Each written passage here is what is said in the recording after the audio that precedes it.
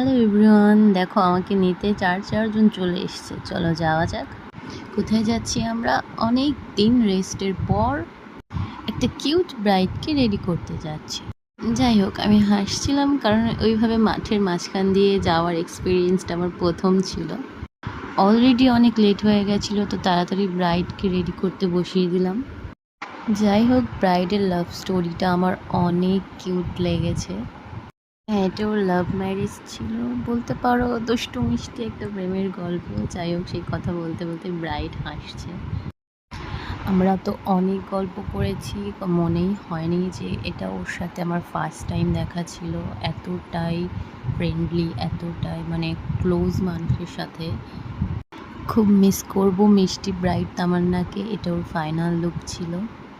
সবাই কমেন্ট করে জানিও কেমন লাগছে, কেমন হয়েছে মেকআপটা। দেখা হচ্ছে নেক্সট ভিডিওতে। টাটা।